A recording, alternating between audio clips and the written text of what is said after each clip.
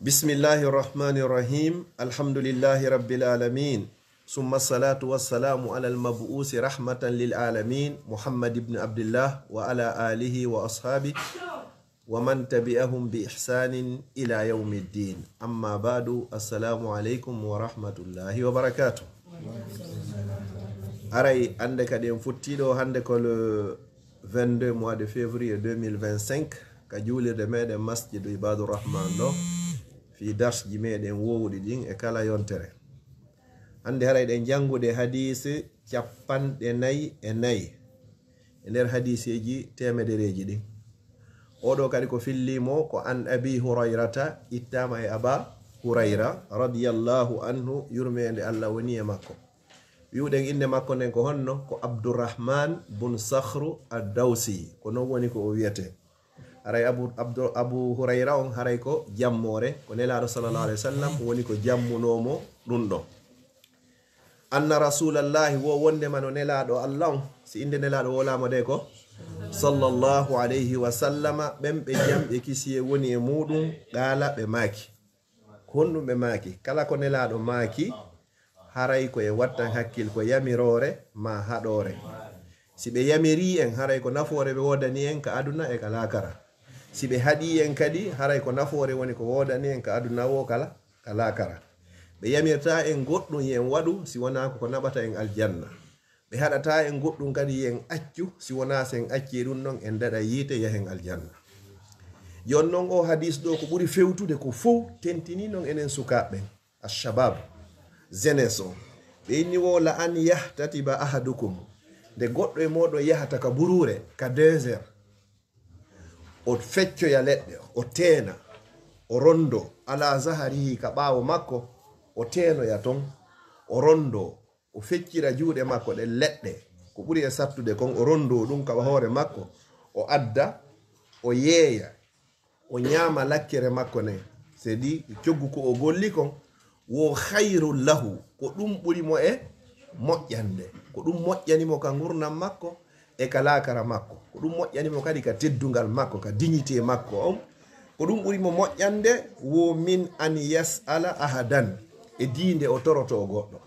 okkoran 10 euros, okkoran 100 francs, okkoran 1000 francs. Haray toragol na ko moƴƴi, sa toriki haray tippini valeur ma on, surtout non an a suka. Wokon ɗum morima moƴƴande e diinde torotoɗa goɗɗo, fa yu'tiyahu, ɓe okkorama, aw yamna'ahu, ma ɓe ronkama okkorde. Hadis on ko muttafaqun alayhi, ko fottaɗo e muɗum. Goɗɗo ka woni suka ɗon ko yo wakkilo. Nelaɗo sallallahu alaihi wasallam ɓe maaki wo almu'minul qawiyyu, wo julɗo yeɗɗuɗo jogiiɗo doole on, hayrun, ko on ɓuri moƴƴude, wa habbu ila Allah, ko on kadi ɓura yiɗede ka Allah, min almu'mini da'if, e di julɗo fofuɗo. Julɗo no ɗum woni hande haray mo yeɗɗi, yeɗɗugol ngol noon ɓandu ma non no yeɗɗi, yeɗɗugol ngol hara hakkille maɗen kadi no yeɗɗi, hiɗa mari hakkille, hiɗa yaaji fondo. Kala yiwɗo ma inna vraiment kum pay kuno no jogii teddungal, himo jogii needi, himo jangude, himo wakkili. Hara no ɓe yiiri kadi no ɓornorɗa o kadi ɓe anda e oɗo ko pay kun neyi ko. Hara wona ɓe yiwtun hiɗa ɓorni ɓe no hey oɗo noon woni bandi hande kadi. Ɗum noon fof ko yeɗɗugol ngol. Nelaɗo sallallahu alayhi wa sallam ko ɗum ɓe maaki, okkugol ngol julɗo yeɗɗuɗo marɗo doole on, harana ko woni o mi acci ka Allah, harana wonɗo o piyeyma. Hara so tawi ko aden goto yimɓe ɗiɗo ɓen ɗon hara an kadi a ronkata ɓen ɗon, ko ɗum woni julɗo yeɗɗuɗo ɗo, naya fofinkino hara no foofi, hara hay miññiraɓe ma piyete. Ko ɗum ko no hani entrainde elta ɓandu muɗum ɗum, ko ɗum woni waɗigol sport on, c'est très important. Foti ko karate, foti ko ballon, foti ko basket, foti ko tennis, kala ko watta ha ɓandu ma ndu yeɗɗa, hara naya on fofuɗo. Hara hay miñam ma waɗuma ni tun a yanoye, ɗum hanano, l'islam o jaɓata ɗum. Sayyidina Umar radiyallahu anhu hari simo yahude ka hawre lawol, so haynike suka hino yaha ñento doy doy, o aray ha o ɓaɗomo landomo, inna ene a nawnu, inna o a weela, inna o inna asimi yitiɗa yara ni tumi piyete, o jaɓata ɗum kanko hari. Julɗo koyo yahu ono yirɗani cokkoɓe no yarata noon, ko noon hanɗa yarugo, wona ya yaw diɓɓa, wona ya yaw mantoɗa, kono ko ya yaw hara ko yaadu normal. Harange goɗɗo son tappidiri ɗo taw ko kanko dirata, inna accana. Hara na yon fottu ni tum buɓɓoniro ni tum yano yaka ɗoy ka honno ka poubelle toto. Julɗo duwa ka wonde no fiw. Jonno yeɗɗugol ngol ɗon wona fiya yow piya yimɓe ɓe. Ko Allah ini wa aiddu lahum mastata'tum min quwwa. Se di joni hara jaɓata yawre, hara jaɓata goɗɗo naata ka nder surface ma fiyato. mawɓe ɓe inna e goɗɗo yo jaɓu yawre kono wata o jaɓu yawitede tana ya jaɓu goɗɗo minimise ma kadi ha feƴƴita tigi tigi on siga komi jonduno exemple nde ñande wano hakkude Alpha ɗo joni e Yusuf si tawi joni Alpha naaɗi gawi Yusuf banto pa o piito iketo Yusuf inno immo ndara Alpha to inna no mi accanima donc o accamo ka o hulu par contre si Yusuf ari dari Alpha waɗi pa o ɓantike koto makko Alpha ndara mo ha ndara tasino fala munjitay mo nita o ina non mi accanimo donc o accu ka o accu donc o accamo par ce que mi wawi on ɗum parce que mo wawi piide waɗa ko miñam makko ko ɗo woni accugol ngo hara ko accirta ko fi Allah ne laaɗa sa sallam e maki hadisi goo wo laysa shadidu bi sura innama shadidu man yamliku nafsahu inda al ghadab wo laataki noon ko wiyete jon doole hara ko piyayɗo mo hendi o hara am ko henduɗa o a piyaymo na ɗum woni jon doole ko woni jon doole tigi tigi tigi ko wawɗo jogitade hoore mum sanga o waɗi on ɗum sanga o seytini ya ha tawa a seytini hara fewno ko seytane humma contrôle a hoore maɗa hara waɗari sago seytane ko allazi ko on yamliku nafsa wawɗo jogitade hoore muɗum indal ghadabi sanga o seytini hara a wowlari goɗɗum ko regretoyta après hara waɗari action hum ko regretoyta après na ya wowlu ko ninsitoyta na ya waɗu kadi kuugal ngal ninsitoyta par après ko woni jogiiɗo doole o no wonno woɓɓe si ɓe seytini toon ɓe wowlay ko ɓe wowli o no woodi woɓɓe gonon toon kadi si ɓe munike ɓe waɗay ko ɓe waɗi o joni noon si yehi ha seytani on iwi e maɓɓe ɓe fuɗɗono wiide noon accana yaafelam mi tewaki anmi ko seytani colére o anna an woni jogiiɗo doole o joni noon so landama ko hombo woni marɗo doole kono wiya toon ko on wawɗo muññade haray mo wawi yottade ko hombo kadi ɓuuri jogade doole ɓen noon fof kadi ko kala o wawɗo jogitade hoore muɗum sanga o seytini e ndo fof ala mo seytinta ka c'est naturel c'est normal Allah no waɗi goɗɗum e meɗen tata ko be seytina a seytinay few hay annabaɓe ɓe seytinayi kono hara sa seytini joni a wowlata n'importe quoi ko woni wo sa seytini kadi a watta kala ko falaɗa kadi par ce que goɗɗi a waɗay toon ha gayna après tum ninsitoya regretta joni noon ko ya contrôle hoorema hara waɗari si faɗin action ji ɗon ɗo woni goo ɗiɗa ɓuri ɗum kadi julɗo onon ko waɗɗi on fewɗo sukaɓe ngo wakkilo janggo na yo wonu fardowi molnangi e hoore nene mom ma babe mom koyon wakkilo jangon ha hewto niveau ji goo hara so gayni kadi on heɓay poste ji golle yeɗɗuɗe kadi hara ko onon tambitoto famille on hande kadi ko ɗum ɗo woni wakkilagol ngol na pay koye landoto koye ɗo miɗo mari aide CPAS maɗum miɗo mari ɗo joni allocation familial ko min hettatadi ça c'est n'importe quoi ça ko ya janggu haraɗa visa ne mari vision bon simi gayni janggude mi jangga fi tel poste hara simi gayno joni le minimum mi tuusay ɗo dalle 5 000 6 000 7 000 euros par mois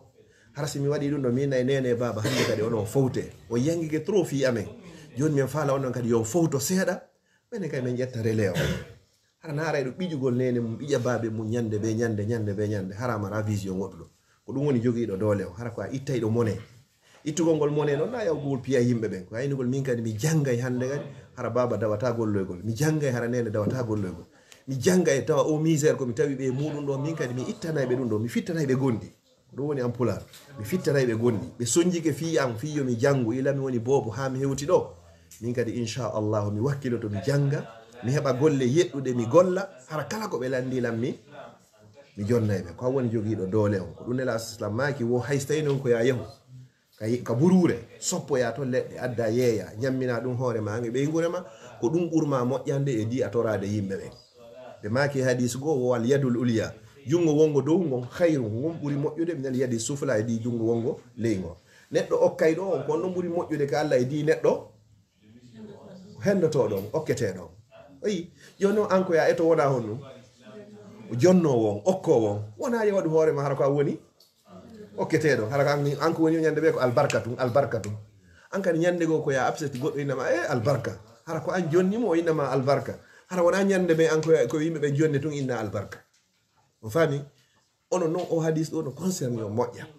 hay si tawi kam meɗen no woni kamen ko ɓeyta wali yagal woni koni wali yagal ko mandi on mo ko yawgol honno yawgol ronnano yimɓe ɓen dolle ɗen ka marché ji yaha par exemple immanaɗo joni yaha riide vraiment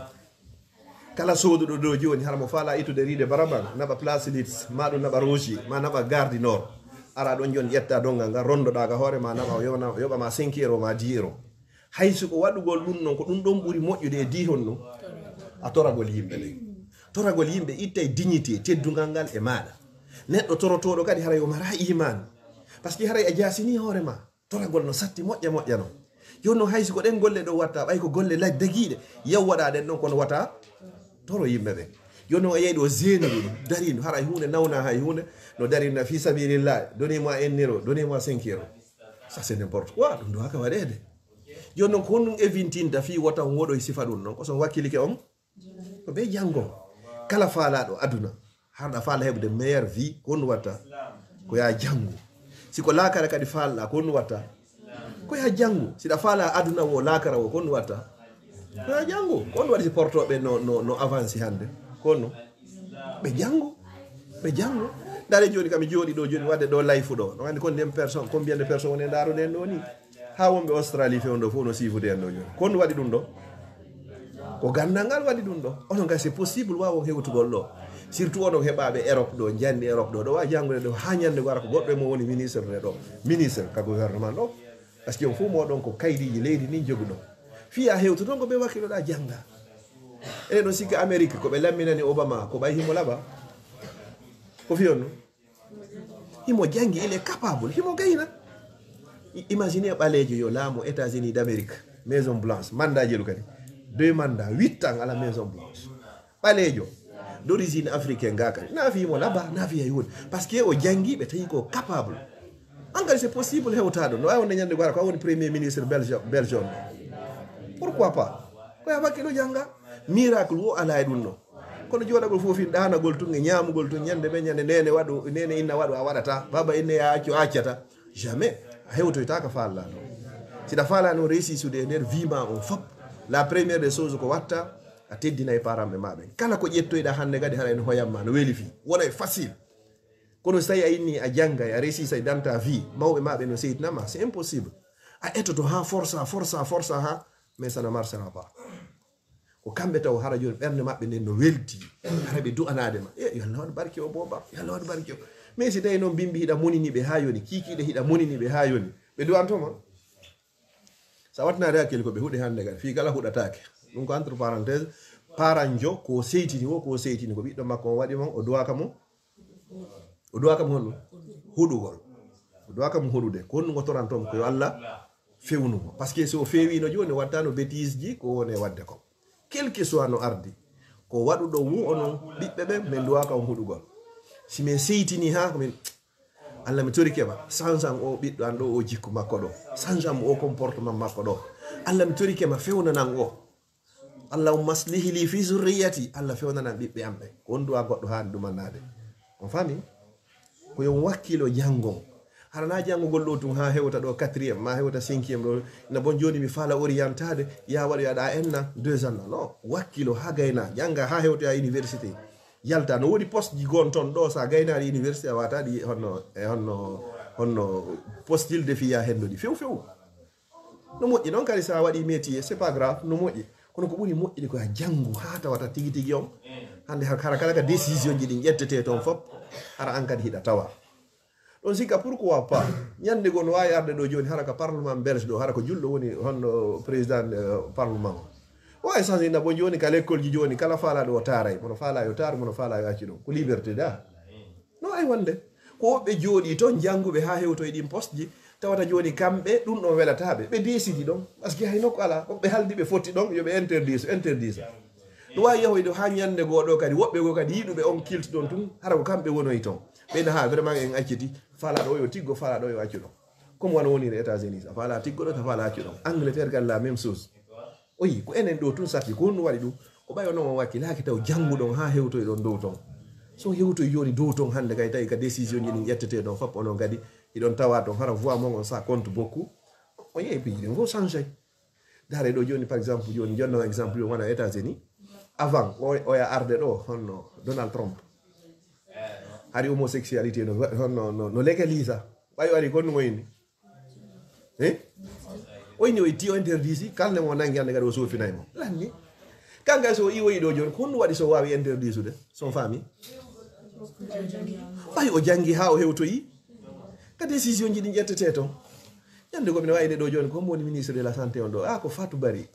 ye Fatou miɗo andi mo o ɗo janggayno ena bon à partir de ɗo hande kadi kala debbo sage femme jo waɗa e tiggare nayyi ine ministre jo keso ari ɗo kadi goɗɗo wata yeddude ko an jogui dernier mot on hande kadi ñande ko ɓena ko hombo woni ministre de l'intérieur ɗo jonna ɗo kayɗiji ɗen fof ina ko misbahu bon joni kala adduɗo dossier ji mumen traité mo hen ndigue kaydi c'est possible c'est dit sariyaji ɗin ɗo luwaji ɗin ɗo joni na luwa Qur'an no ko luwade yimɓe koɓe wahi ɓe wadde koɓe faala kon kono ko waɗi si ɓe wadde koɓe faala kon par ce que ɓe wakkilike ɓe jangi ha ɓe hewtoyi dow ton hande kadi ko kamɓe jogui pouvoir o il fait ce qu'il veut on fami ɗum koyon wakkilo jango na yewgol ha lawol tun traina fiya heeɓi échec goto ɗuman nike non ko ya force inna bon ɓay mi raati ɗo ko arata mi ratata hande kadi mi wakkiloto waɗa effort ma hara na yaha boɗo tun joni bon mi jombay joni ma mi jombete joni ɓay mi heeɓi ɗo joni ɗuma hunko ɗo non ko ya yaw dow hara hakkiɗam jogui vision janu dow to miijitotoɗa fi muɗum inna bon dara communauté an on ɗo miɗo dowa yidde fi wallitagol mo moƴƴa ya ha inna noon na communauté an on tun Belgique ɗum ɗo faala wonde joni hara ko niveau international atina Allah fof hara mi walla yimɓe amen non feƴƴaɗo inna noon na yimɓe amen tumi waɗata mi yaha kala ka julɗo woni mi ettoto hara joni haala an kanka wawa hewtoyde moɗo mais wawa intervenude ko ɗum jogotoɗa ɗin vision ji ko ɗum noon ɓe conseil en ɗo joni andi ɗum no fof wata no wadde so tawi neɗɗo waɗi hoore mum torotoɗo a waɗi hoore ma mo a jangga hay hunde surtout ɗo c'est très important ɗo l'anglais anglais on ko be jangon ɗum wawon ɗum maîtrise on ɗum wano français on no wawi ɗon ɗum ɗon fewno kala ka yarɗa aduna o aduna monde anti on fof sa woli anglais a heɓay goɗɗo répondre e ɗon français on sa yalti Belgique ɗo a yalti France ɗo mi sikki ɗum haara luddi tuma hewtiroyɗa lagine kadi famon ɗum kono sa wowli anglais kala ka yarɗa e aduna o a heɓay ko répondre ma surtout sa yari telen Asie on ka ma Amérique du Nord Amérique du Sud dow to nafere Australie kam pays ji ɓurayɗi wolde anglais ɗin ko ɗin ɓuri ɗurde par rapport ko wolta comme français on fami so daari kadi kala ko ɗum ari ɗo honno ko windi kadi ka technologie ma ɗum kala siko médicament ji kala ko anglais o wonta dow ɓe watta ɗon noon haalaji ɗi ɓe wolta français fewn ɗo ari 3e position ko espagnol o woni yeeso hay ɗum noon kadi yon noon na yon jang fi ɗo on to yon noon fi wuurgol Belgique ɗo kadi fi yon heɓo ɗo vie meilleur ɗo ko ɓe wolon kadi honno néerlandais kadi ko be eto ɗon wawo néerlandais hay so tawi joni ko fi communication on fami ɗum c'est très important résumé hadis o nelaɗo sallallah alih w sallam ko honɗum ɓe haaɗi en koyen wakkilo nani koɓe yamiri en koyen wakkilo ɓeni nde yahata tenoya leɗɗe adda yeeya ñaama lakkere mane ko ɗum noon ɓuuri e di'a torade ko ɗum holli toragol ngol moƴƴa ɓe maki kadi jungo wongo ley ngon e wongo ley ngon gongo ɓuuri moƴƴude ko jungo wongo dow ngon par ce que ko gonɗo woni e okkorde wongo ley ngon ko gonɗo wona e joddede kono ɗum no falle wonde okkayɓe ɓen harana okketeɓe ɓen anni wa yuti imunatta ama haray ɓe ñammina ñamete on a wawa ñamminde goɗɗum ko amara goɗɗo tawno ɗum fof tawno faible ɓe maki kadi julɗo joguiɗo doole on ko on noon ɓuuri moƴƴude e ɗi julɗo fofuɗo on kadi ɓe landi noon ko hombo woni marɗo doole on ko hombo ko wawɗo jogitade hoore makko sanga o seytini laysa shadidu bi sur'a innama shadidu allazi yamliku nafsahu inda al-ghadab wawɗo jogitade hoore mum sanga o seytini ko on noon nelaɗo sallallah alih w sallam apprécie ko on noon ɓe manti ɓeni ko on ɗon woni joguiɗo doole on wawa waɗoyde ɗum si Allah jaɓi inchallah si miñira e moɗon men ɗaɓɓiti on a seytini ha inna ha sa accar ɗum suufinteno muññoɗa ɗon par ce que ɗon hiɗa wawi mo piide si tawi noon goɗɗo ɗaɓɓitima hara hiɗa andi pellete so tawi a yetti hetugo piyete inna gasi mi acci ga Allah o par ce que ɗon accirade fi Allah ko accirɗa ko fiwata o piye on fami voilà joni noon ko ya contrôle hoorema sanga wonɗa en plein colère seytini hattini ha hara wawa jogade hoorema on fami ɗum ɗo mi yildito résumé yewtere nden nde ñamata lakkere ma nde ɓuuri a torwade ɓe okkorma ɓe okkorarima ɗiɗi julɗo joguiɗo doole yeɗɗuɗo ko on ɓuura yiɗede ko Allah e ɗi julɗo fofuɗo ko honɗum noon woni joguiɗo doole on ko ittay ɗo mone ittugol mone on hara na toñugol ko honɗum woni joguiɗo doole on ko won wawɗo joguitade hoore muɗum sanga tuma nde o seytini siɗa faala kadi fiyo haala ma kam feƴƴu a hunnanay hoorema dépense ma on sina fala kadi change gol programme ji din a wakkilo to janga ha hewto ya dow sika ko joni ne exemple joni Obama wadi 8 ans à la Maison Blanche ko balejo Trump do kadi wari hande kadi décision ji di o fala din ko dum woni ko marsata hande kadi parce que kanko jogi pouvoir joni non fi hewtugol ɗon naynugol tun anko a balejo ma ɗum ɗo no on ittay ɗum ka hoore sa wakkilige tun a jangi a hewtoyay dow to o faami ɗum noon wassalamu aleykum wa rahmatullahi wa barakatuh